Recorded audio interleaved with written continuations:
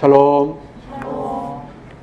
최근에 그 미국 대통령 선거에 대한 그런 것들을 보신 적 있습니까? 공화당 후보가 선별이 됐고 또 지난주에 민주당 후보가 선별이 됐습니다. 그것을 이렇게 지켜보게 되면 찹찹한 마음을 가지게 됩니다.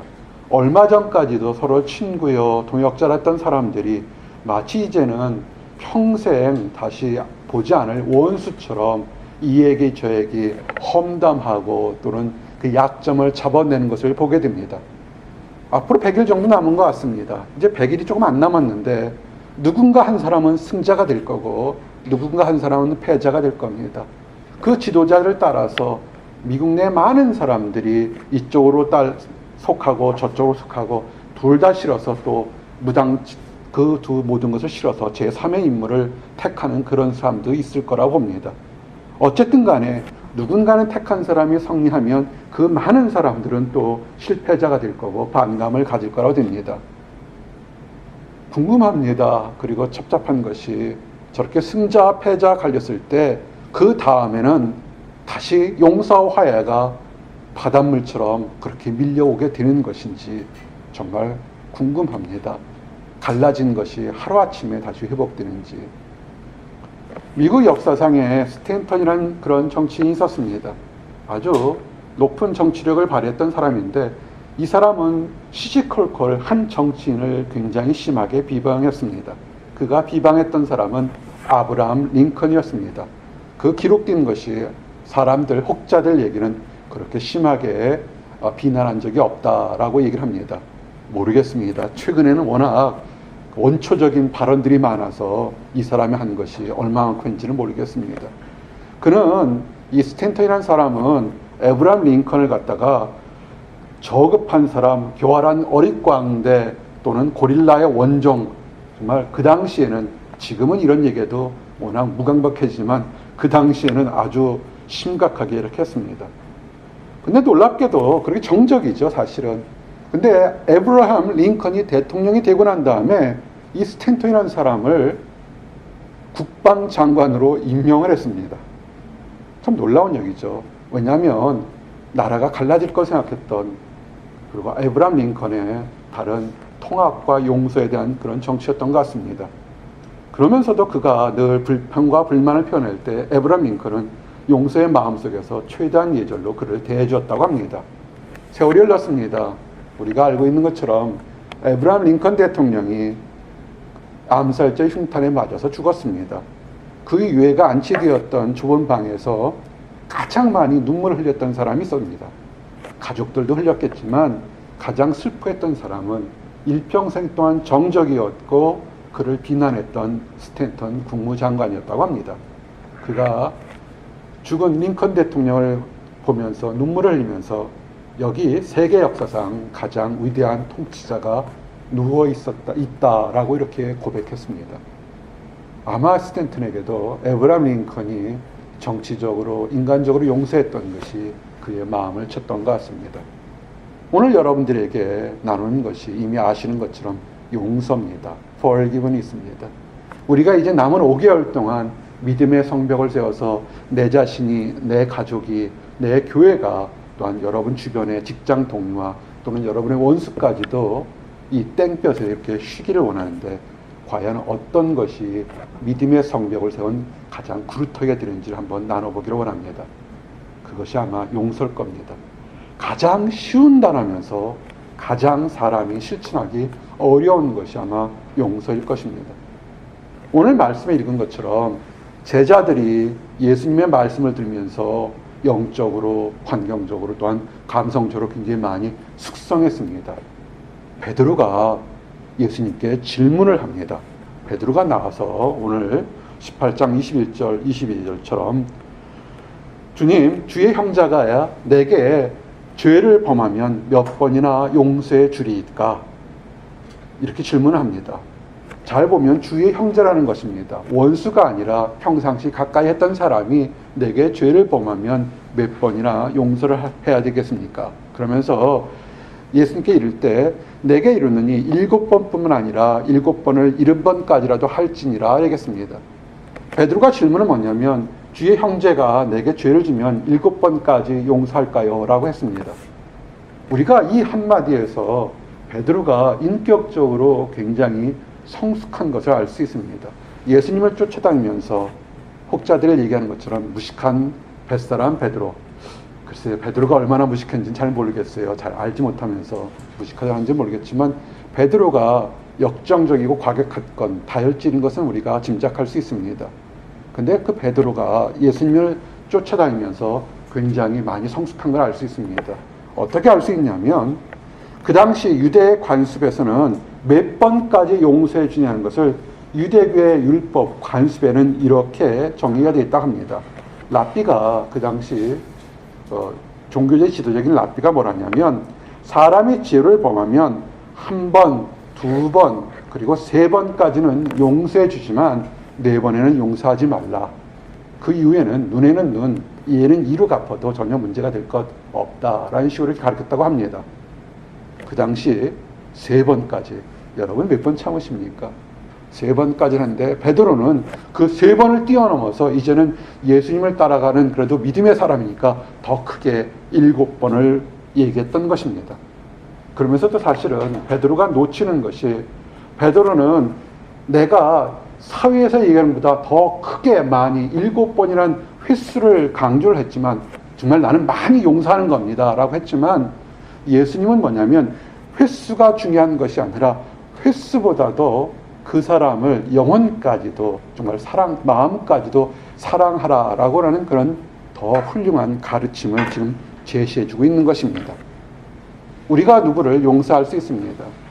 용서 자체도 중요하지만 용서한다, I am sorry라고 얘기를 할 수 있지만 그 마음속에는 여전히 쓴뿌리가 가지고 있다면 그거는 진정한 용서라고는 볼 수가 없습니다. 어떤 사람은 I am sorry라는 것이 목에 칼이 들어오는 것보다 그 고통보다 더 어렵게 이해하는 사람이 있습니다. 굉장한 자존심이 강한 사람들이 있습니다. 근데 오늘 예수님 뭐라냐면 I am sorry, 내가 잘못했다는 얘기하는 것뿐만 아니라 그것이 70번에 7번이라 더 용서할 뿐만 아니라 진정으로 그 사람을 사랑하라고 용서하라고 얘기합니다. 70번이 7번, 77이 49, 490번, 숫자적으로 490번이 아니라 유대의 사람들은 7이라는 숫자가 완전수니까 완전할 때까지 용서하라는 그런 뜻이 될 거라고 봅니다. 그러면서 오늘 예화가 드렸던 것이 이런 것입니다. 어떤 사람이 결산할 때 빚을 졌는데 보니까 10,000달란트의 빚을 졌습니다. 엄청나게 많은 빚을 졌습니다. 그래서 갚으라고 합니다. 갚을 능력이 없으니까 그러면 너는 옥에 들어가고 너와 너희 아내 자녀들은 하인으로 종으로 팔아서 그 값을 변상받겠다 그랬습니다. 그때 이 빚진 자가 간절히 주인에게 얘기합니다. 불쌍히 여기십시오. 갚겠습니다. 불쌍히 여기십시오. 때가 되면 갚겠습니다. 그랬습니다. 이 마음 착한 주인이 이렇게 보다가 너무나 많은 빚이고 힘드니까 그 빚을 전부 다 10,000달란트를 탕감해 주었습니다. 이 종이, 이 하인이 큰 빚에서 탕감돼서 기쁘게 돌아가다가 길에서 만나서 자기한테 100데나리온 빚을 진 동료를 만났습니다. 동료입니다. 원수가 아니고 동료입니다. 근데 갑자기 멱살 잡으면서 100데나리온의 빚을 갚으라고 합니다. 그 사람이 동료가 이러지 말게 좀 한번 봐주게 그러다 애원하고 간구하면서 좀 한 번만 나를 불쌍히 여겨달라고 그랬지만 이 사람은 그것을 용서하지 않고 오히려 옥에 가다 놓고서는 그 돈을 갚도록 이렇게 했습니다. 옆에 사람들이 보니까 너무하다 싶어서 불쌍히 여서 주인에게 갔습니다. 주인이 그 얘기를 듣고 화를 냅니다. 내가 너에게 10,000달란트 빚진 것을 갚아줬는데 100달란트의 빚진 자를 용서하지 못하면 너도 똑같다 그래서 오히려 그를 옥졸에게 넘깁니다. 그러면서 마음으로부터 형제를 용서하지 못하면 그도 똑같은 사람이다. 그와 같은 벌을 받을 거다. 이렇게 얘기를 하는 것입니다. 이것이 오늘 우리가 읽었고 예수님께서 비유로 드려졌던 것입니다. 이 말씀을 좀 더 풀어서 우리에게 도전과 은혜가 되기를 원합니다. 탤런트. 우리 가끔 이런 것이 있죠. 탤런트 쇼도 있고 여러분은 어떤 탤런트를 가지고 있습니까? 이렇게 탤런트가 원어가 달란트입니다. 달란트는 정량적으로 숫자는 없지만 통상적으로 이 당시에 썼던 그 달란트는 뭐냐면 정금으로, 순금으로 35kg에서 40kg 되는 것입니다. 여러분들은 원달란트 되나요? 조금 넘나요? 그리고 그 다음에 데나리온이라는 것은 망노동자가, 하급 노동자가 하루 살아가는 일당입니다. 그래서 이것을 그냥 쉽게 가면 1델란트는 약 6천, 그러니까 그 노동자가 데나리온의 6,000배에 해당되는 것입니다. 한번 현대값을 생각하면 최근에 금값이 너무 올라서 그러면 10,000달란트, 10,000 곱하기 40kg의 정금이면 대충 금액이 얼마 정도 나올까요? 심심하신 분들은 한번 집에 가서 해보시기 바랍니다. 대충 현대 금액으로 값을 계산해 볼 수 있습니다. 근데 이것이 물론 현대 금액으로도 수십억 불이 되겠지만 문제는 그 당시에 유대 역사에 요세푸스가 쓴 것을 보게 되면 유대 나라 전체 1년 세금이 얼마였냐면 800달란트 정도였다고 생각합니다. 그러니까는 유대 나라 전체에 거두는 세금이 800달란트니까 10,000달란트면 정말 엄청난 숫자라고 보게 되는 것입니다. 거기에 100일치 노동임금을 안 갚았다고 멱살잡이한 걸 보게 되면 적은 겁니다. 즉 무슨 얘기냐면 정말로 상상할 수 없는 큰 빚을 진 사람이 탕감을 다 받았는데 아주 적은 빚을 가진 사람에게 용서하지 못하고 관용을 베푸지 못했기 때문에 오히려 그 탕감됐던 빚 10,000달란트의 빚을 오히려 다시 갚아야 되는 그런 벌을 받았다, 이런 얘기가 들 거라고 봅니다. 한번 저를 보시고 한번 생각해 보시기 바랍니다. 혹시라도 지난 한 달 동안 6개월, 1년 또는 살아가면서 여러분을 힘들게 한 사람이 있습니까? 여러분이 잘못해서 힘들어진 적도 있을지 모르겠지만 정말 살다 보면 선하게 올바르게 살아가는데도 힘들게 하고 악한 사람들이 있습니다. 나이가 들면 아는 게 하나 있습니다. 학교에서 공부하는 1등이 사회에 절대 1등이 될 수가 없다는 것을 알게 됩니다. 많은 학자들이 정량적으로 비교하고 있는데 그 정량적인 것보다 정성적으로 말씀드리겠습니다. 사회생활의 성공에는 어떤 사람은 실력은 15%, 직장의 동료의 관계가 85%, 어떤 사람은 그거보다도 더 개인의 능력이 10%, 동료나 사람과의 관계가 90% 된다라고 그런 얘기를 하게 됩니다. 어떻게 그렇게 정량적으로 나온지 모르겠지만 그냥 정성적인 뜻에서 내 가진 탤런트보다도 인간관계나 다른 환경관계가 얼마나 중요하다는 것은 우리가 알 수가 있습니다. 내가 잘해도 원수가 있고 힘들게 하는 사람이 있다는 것입니다. 어떻게 하셨습니까? 여러분이 다른 사람을 힘들게 했을 때, 반대로 다른 사람이 여러분을 힘들게 할 때 여러분은 어떻게 하셨습니까? 라는 것을 오늘 질문입니다. 오늘 예수님이 뭐라고 하냐면 용서하라는 것입니다. 정말 과연 이것이 용서가 될까? 우리 성경에 나오는 몇 명의 사람들을 통해서 혹시라도 여러분 마음속에 저 깊은 곳에 감춰졌던 상처받은 것이나 또는 가해의 고통이 있다면 해결책을 찾는 그런 중요한 순간이 되기를 원합니다. 아브라함입니다. 아브라함이 이렇게 장막에 있을 때 사람 셋이 지나가는 걸 보는데 천사고 하나님인 것을 보게 되었습니다. 그를 접대하면서 있다가 자녀를 낳은 축복과 함께 어디로 가십니까? 질문했을 때 하나님이 얘기를 합니다. 요 하나님이 다른 두 천사와 함께 지금 소돔과 고모라에 대한 악행이, 추함과 더러움이, 부르짐이 너무 커서 그 지역의 힘이 무거워서 정말 그런지 보러 가겠다, 이렇게 얘기를 합니다. 창세기 18장 21절에 보니까 내가 이제 내려가서 그 모든 행한 것이 과연 내게 들린 부르짖음과 같은지 그런지 아닌지 내가 보고 알려하노라. 아멘. 하나님이 정말 몰라서 직접 눈으로 봐서 확인하러 가려고 했을까요? 전혀 이 말씀이 그런 뜻은 아니라고 봅니다. 이미 알고 계시지만 한 번 더 귀를 주기를 원했던 겁니다. 이 얘기를 들었던 아브라함이 깜짝 놀랍니다. 그러면서 얘기를 합니다. 정말 거기에 굉장히 많은 인구가, 역사학자들은 몇만 명이 살았다고 얘기를 합니다. 최근에 그 다큐멘터리 채널 보게 되면 소돔과 고모라였던 지역이 이렇게 발굴되고 있는 그런 것을 우리가 보게 됩니다. 굉장히 큰 성이었다고 이렇게 얘기를 하게 됩니다. 그럴 때 그 큰 성에 수많은 사람이 사는데 악인들이 살지만 그래도 거기도 선인들이 살 텐데 그 악인들 때문에 선인이 죽어야 되겠습니까? 어떻게 좀 용서의 방법이 없겠습니까? 라고 생각하면서 하나님께 용서를 구하게 됩니다.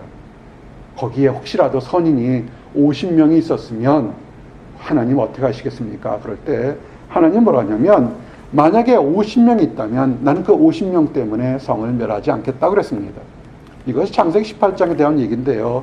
성경을 잘 읽다 보면 참 재미난 표현이 있습니다. 이때 하나님과 이렇게 밀당을 당기면서 용서를 구했던 그 아브라함의 이름이 아브람이 아니라 아브라함으로 변해 있는 것을 우리는 이미 알 수가 있습니다. 아브람에 있을 때는 자기의 생각과 주관이 강했고 아브라함으로 변했을 때는 하나님 뜻에 순종하는 사람인 것을 우리가 알 수 있습니다. 믿음이 자라게 되고 하나님 안에서 하나님의 바란 소망이 있을 때 되면 이렇게 중보기도에 대한 것에 그런 것이 바라는 것이 생긴다는 것입니다. 여러분들도 아브라함처럼 하나님의 자녀라면 다른 타인들을 위해서 중보기도하기를 원합니다. 근데 아브라함이 있다가 또 얘기합니다. 50명에서 5명 부족한 45명이 어떻겠습니까? 그래도 45명이면 그를 보고 용서하겠다. 주님 화내지 마십시오. 혹시라도 40명이 어떻겠습니까? 40명이라도 괜찮다. 30명이면 어떻겠습니까? 30명이라도 용서하겠다. 20명이면 어떻겠습니까? 20명이면 용서하겠다. 이제 마지막에 그가 32절에 보니까 아브라함이 또 이르되 주는 노하지 마옵소서 내가 이번만 더 아리이다.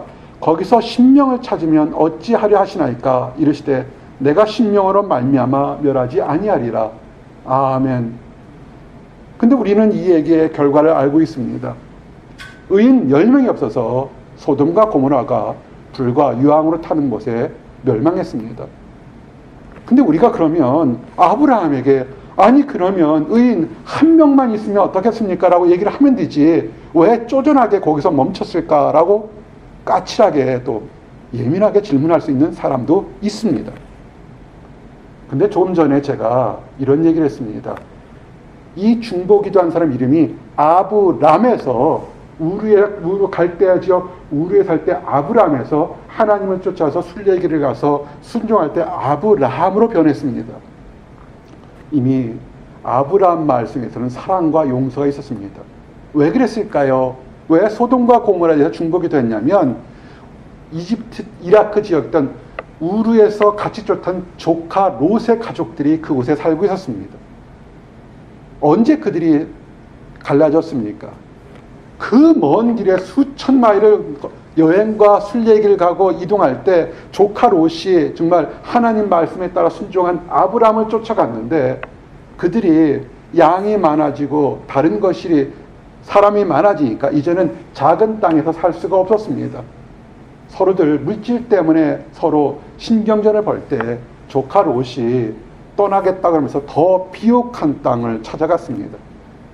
수천 년 전 얘기니까 장자와 부족장의 권위가 더 있는데 조카 롯은 먼저 당시의 질서를 무시하고 내가 눈에 보기 좋은 것, 내가 이득이 좋은 것, 마치 에덴 동산 같은 물과 젖과 꿀이 흐르는 소돔과 고모라로 떠나가 버린 것입니다.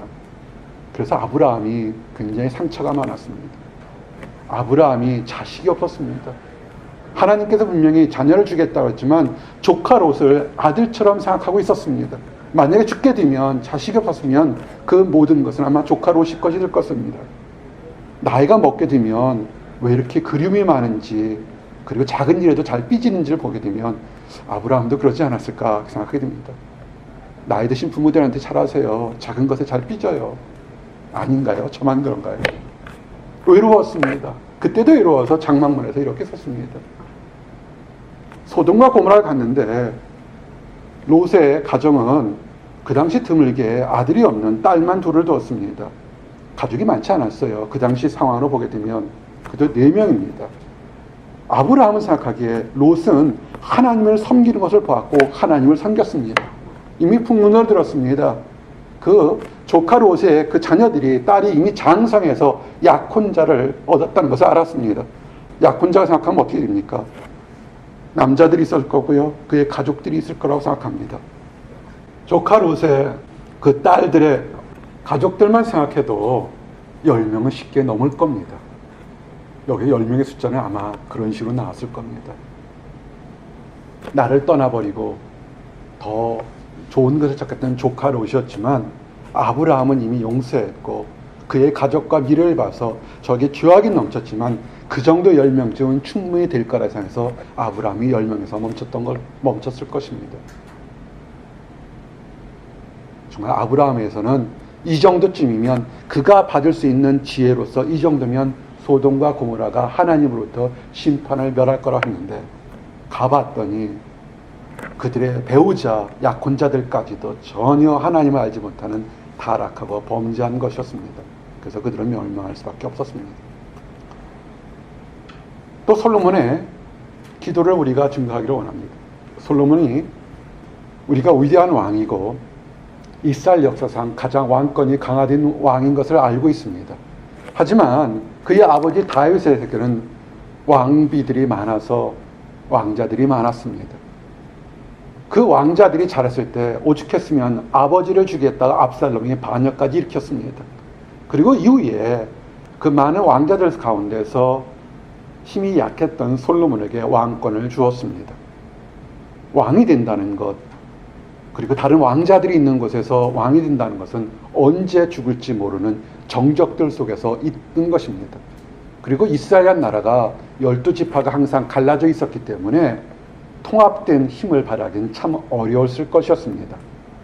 근데 솔로몬이 왕이 되고 성전을 짓고 법궤를 하나님 전을 드렸을 때 가장 기분 좋은 날, 가장 하나님의 영광이 성전에 가득 차서 제사장이 감히 일을 할 수 없는 하나님 영광이 가장 많이 됐을 때 그가 하나님 안에 구했던 것 중에 한 가지가 뭐냐면 열왕기상 8장 50절에 보니까 주께 범죄한 백성을 용서하시며 주께 범한 그 모든 허물을 사하시고 그들을 사로잡아 간 자 앞에서 그들로 불쌍히 여김을 얻게 하사 그 사람들로 그들을 불쌍히 여기게 하옵소서. 아멘. 참 대단한 지도자인 것 같습니다. 분명히 정적들이 있고 분명히 따르지 않는 백성들이 있지만 그들이 범죄에서 포로가 되거나 그들이 범죄에서 하나님께 떨어졌을 때 그들을 용서해달라고 지금 솔로몬이 기도하고 있는 것입니다. 진정한 지도자는 이런 모습이 되어야 되지 않을까 생각해보게 됩니다. 그래서 솔로몬이 있을 때 솔로몬이 부족했지만 하나님의 지혜와 하나님의 능력이 이스라엘 역사상 그 어느 때보다 강한 나라로 만들었던 것을 우리가 알 수가 있는 것입니다. 이렇게 얘기하게 되게 되면 와, 그는 아브라함처럼 믿음의 조상 아브라함처럼 하나님 안에서 멋진 성전을 졌던 솔로몬에 대한 얘기가 솔로몬의 얘기지 혹시라도 알게 모르게 내가 범죄한 나 같은 사람은 정말 그렇게 어떻게 되겠습니까? 라고 하는 사람들이 있습니다. 다윗이 얼마나 힘들었으면 범죄했을 때 시편 39편 12절 13절 때 이렇게 얘기합니다. 여호와여 나의 기도를 들으시며 나의 부르짖음에 귀를 기울으소서. 내가 눈물 흘릴 때 잠잠하지 마옵소서. 나는 주와 함께 있는 나그네이며 나의 모든 조상들처럼 떠도나이다. 주는 나를 용서하사 내가 떠나 없어지기 전에 나의 건강을 회복하소서. 아멘. 다윗이 하나님 앞에서 죄의 용서를 받았지만 죄책감이라는 것은 여전히 남아있어서 고통받고 있는 것을 알고 있습니다.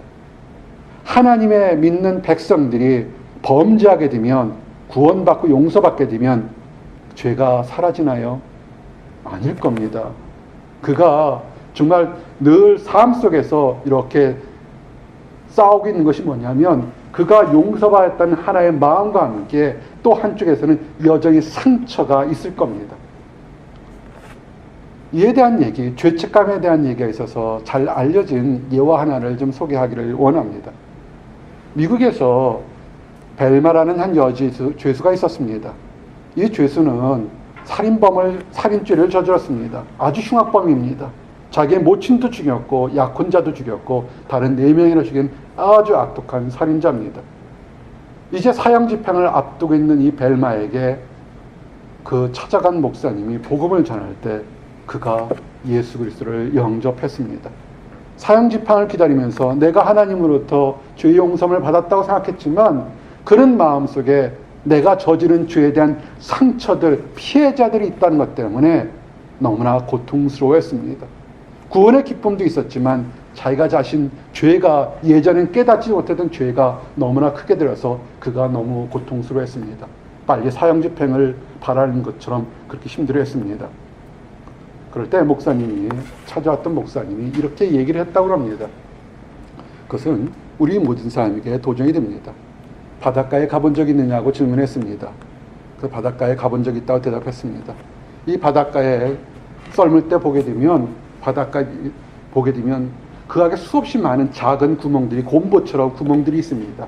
개나 소래나 조개들이 파놓은 구멍들이 있습니다. 그리고 때로는 큰 구멍도 파여져 있는 것을 보게 되는 것이 있다는 것을 물었습니다. 이 벨마가 고개를 끄덕끄덕합니다.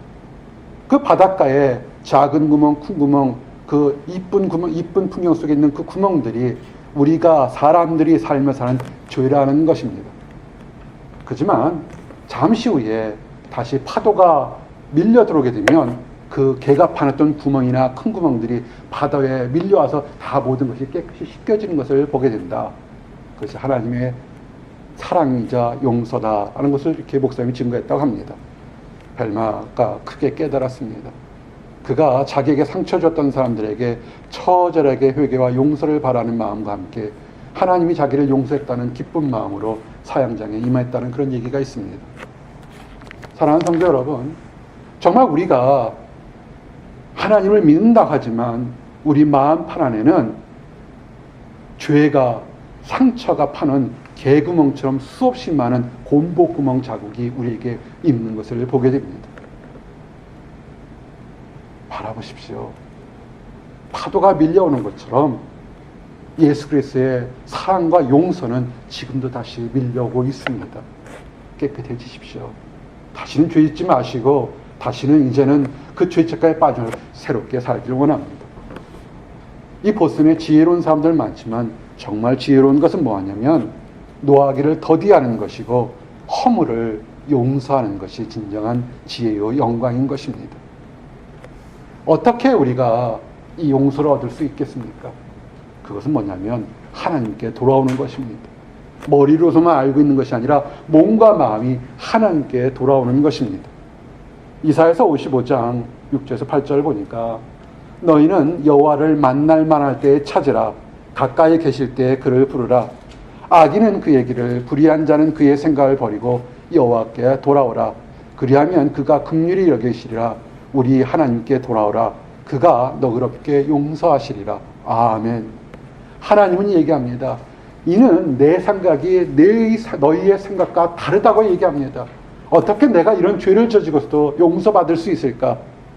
우리는 모르지만 하나님이 용서할 수 있습니다.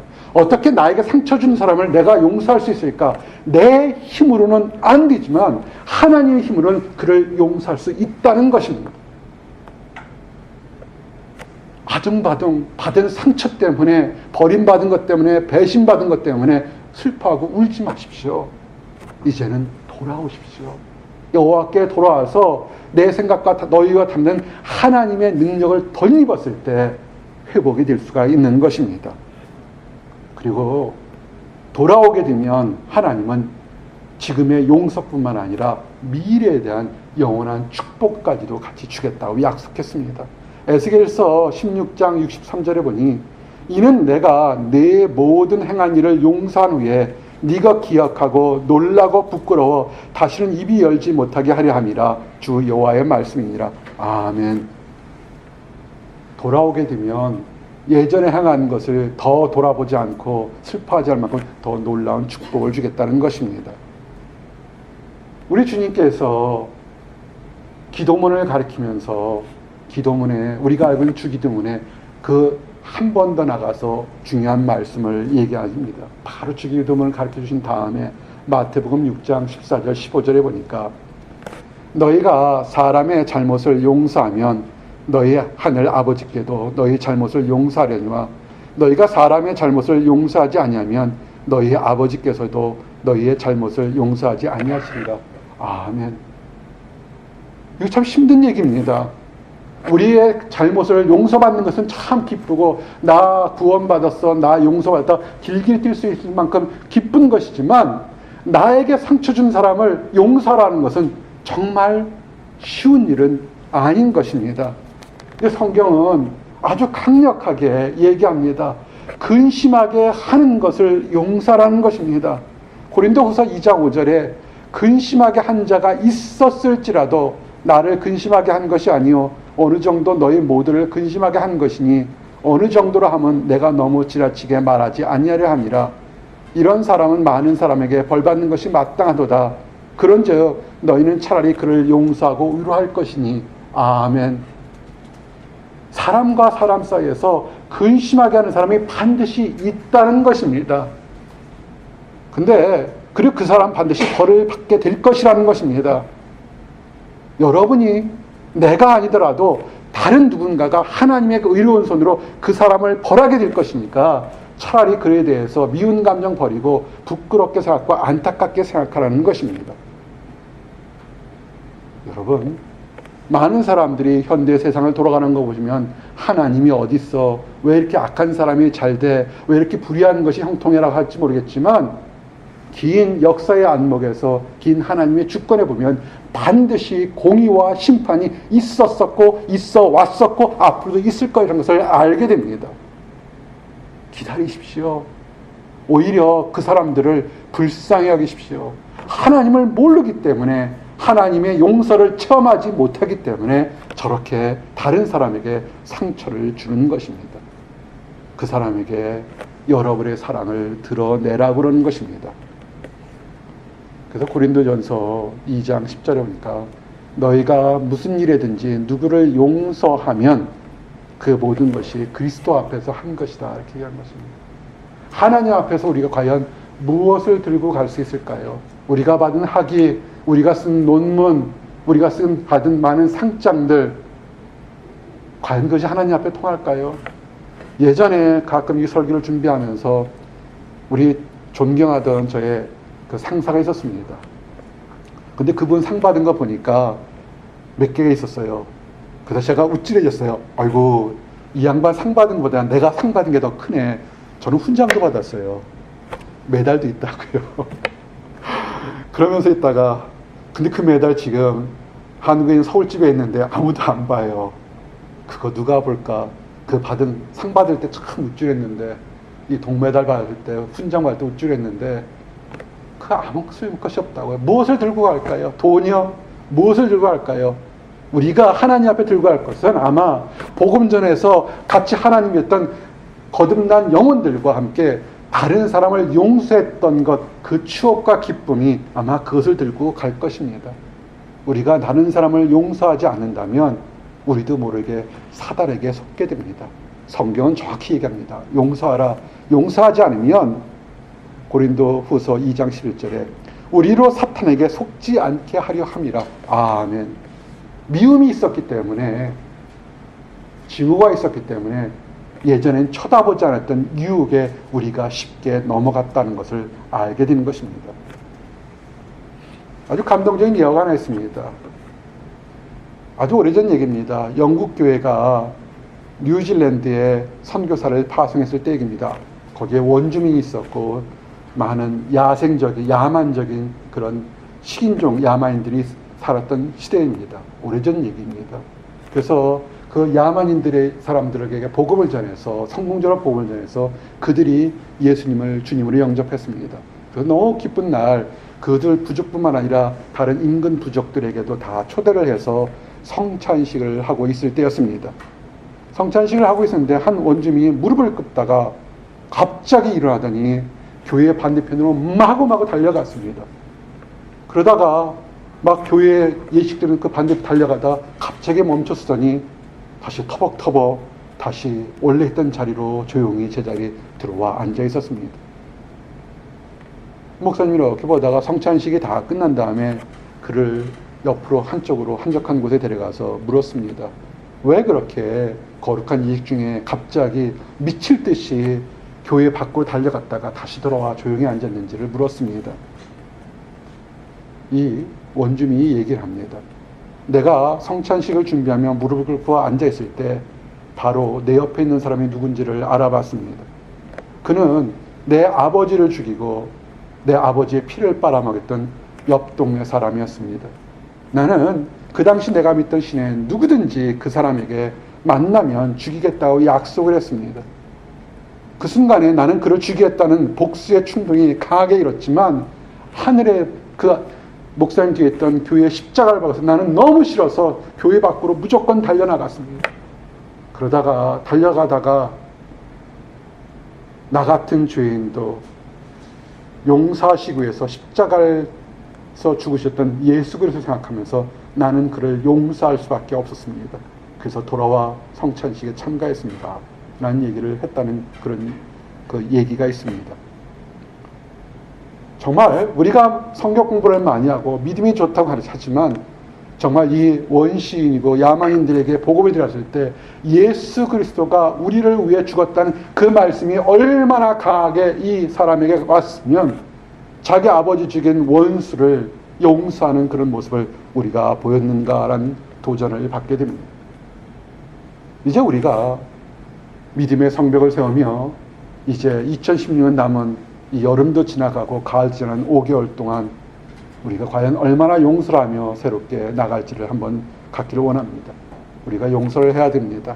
왜냐하면 우리는 썩어가는 세상을 향해서 구원의 향기를 드러내는 아름다운 증거판들인 것입니다.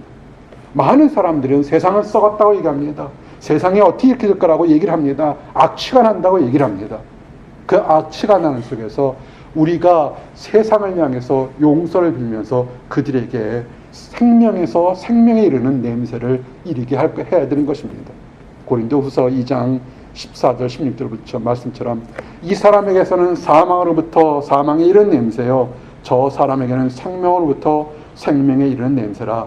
누가 이 일을 감당하리요? 아멘.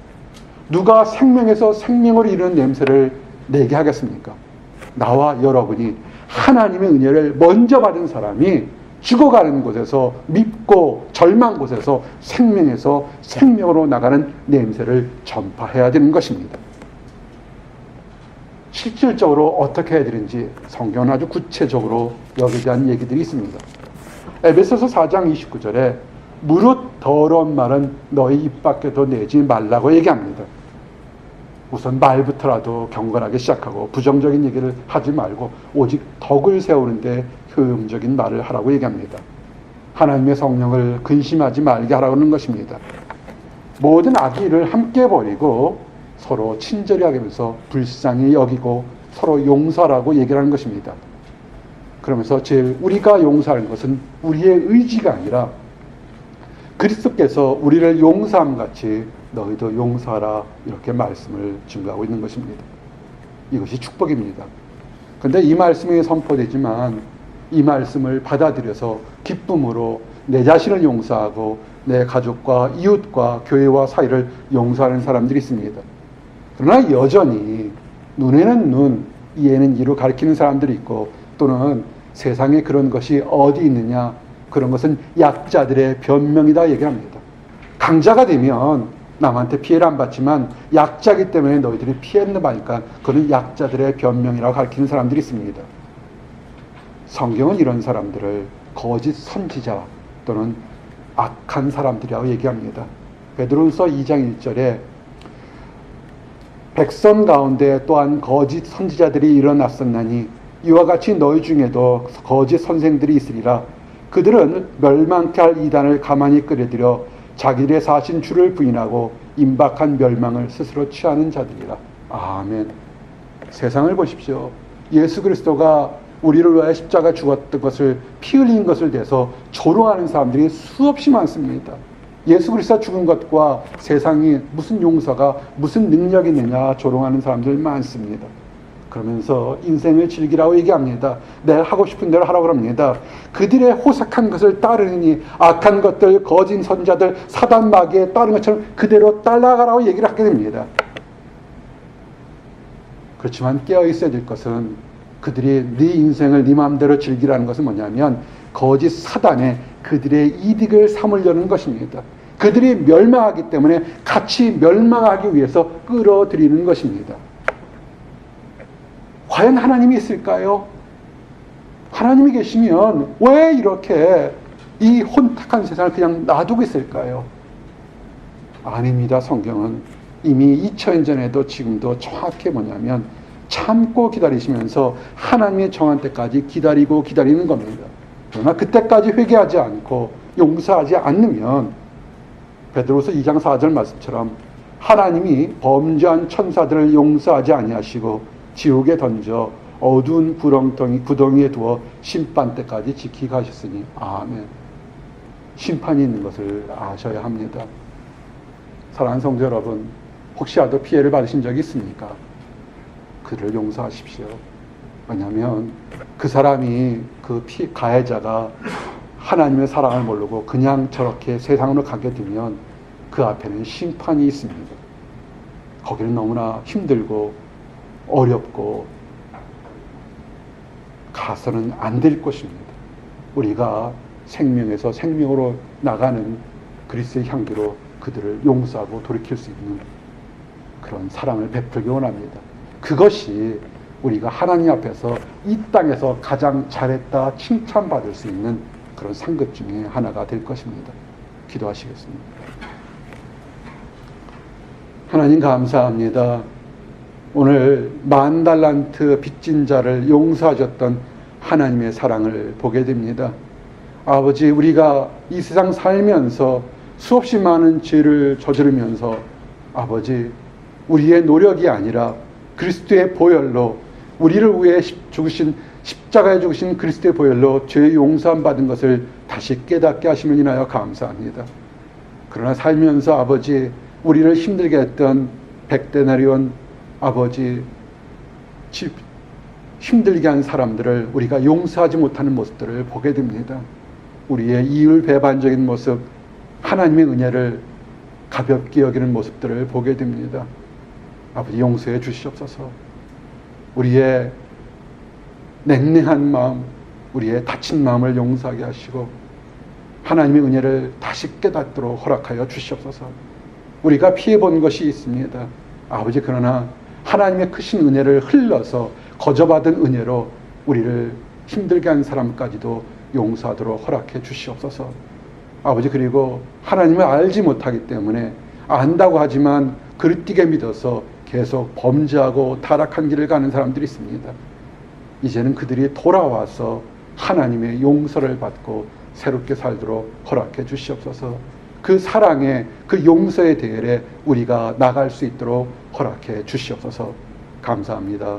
예수 그리스도를 받들어 기도드렸습니다. 아멘.